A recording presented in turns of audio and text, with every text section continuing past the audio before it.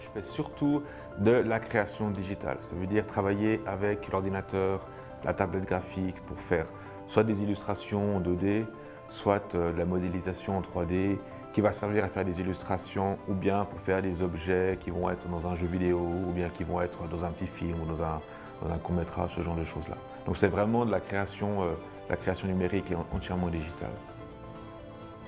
Mon parcours il est assez tortueux parce que j'ai fait les beaux-arts mais seulement une année. Après j'ai dû faire mon service civil pour remplacer l'armée. Ce qui fait qu'en termes de formation vraiment académique, c'est une année des beaux-arts, c'est tout.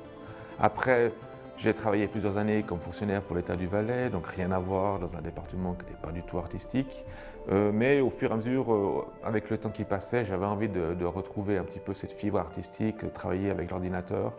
Et j'ai fini par réaliser un court-métrage, un petit film, bourré d'effets spéciaux, parce que mon ambition c'était de travailler dans les effets spéciaux, que j'ai après envoyé un petit peu partout, studio, à droite à gauche, notamment à Londres, pour trouver une place.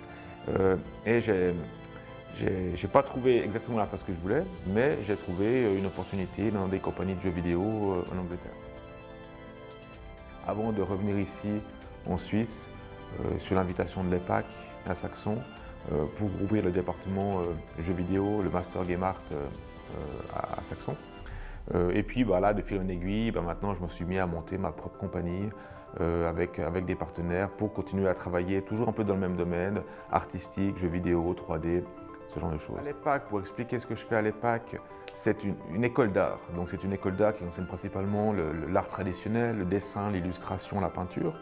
Mais comme il y a toutes ces nouvelles technologies qui existent, justement la 3D, l'illustration digitale, il fallait quand même bien que l'école prenne le pas et puis qu'on puisse enseigner cela aux étudiants aussi. Donc on a ouvert le département Game Art, qui est un département c'est un master, donc c'est ce qu'on fait en général après le bachelor, après la formation de base à l'EPAC ou bien de n'importe quelle autre école. Et là on va enseigner sur 2 ans aux étudiants à réaliser les objets, les éléments d'un jeu vidéo, tout ce qui est graphique et visuel. Comme de nouveau on est une école d'art, comme moi je suis que artiste, je ne suis pas programmeur, donc on ne fait pas de code, on ne fait pas de programmation, on fait que du visuel. Et là on peut créer des personnages, des objets, des environnements, que ce soit en 2D pour faire du concept art ou bien pour des jeux 2D, ou bien vraiment de la 3D, des choses en volume dans lesquelles on peut se balader, dans lesquelles on peut se promener. Ce qui est sympa quand on travaille dans le jeu vidéo, c'est justement de travailler en équipe. Travailler à plusieurs, on peut être jusqu'à 100, 150, et avec plein de départements différents, parce qu'il y a des programmeurs, il y a des artistes, c'est plutôt ça mon domaine, mais c'est vraiment, il y a des designers, des artistes, des programmeurs, des project managers, enfin il y a vraiment toute une série, toute une kyrielle de différents métiers qui sont là, qui travaillent ensemble pendant 1, 2, 3 ans sur un jeu. Donc c'est cette ambiance qui est assez intéressante, puis à chaque fois c'est une nouvelle aventure, parce qu'à chaque fois, quand on commence un jeu, on essaie de pousser un petit peu plus la prouesse technique, on essaye de trouver des nouvelles solutions, d'avoir un nouveau gameplay. Donc on ne peut jamais vraiment se reposer sur ses lauriers et puis dire bon je l'ai fait dans le jeu d'avant, je peux le refaire là, ça va marcher. On n'est vraiment jamais vraiment sûr, quoi. Et puis plus on teste, plus on voit qu'il y a des problèmes. Donc à chaque fois c'est une nouvelle aventure qui est assez intéressante. Et surtout que la technologie, elle avance très vite, elle change vraiment vite. Et puis les jeux, quand on commence à faire un jeu, 3 ans après, on utilise la même technologie il y a 3 ans avant.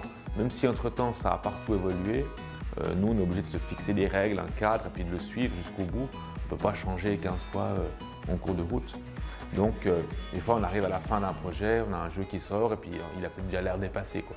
Donc c'est assez compliqué, mais c'est assez fun en même temps, quoi. C'est une bonne ambiance, une bonne expérience de travailler comme ça sur un projet commun avec autant de monde.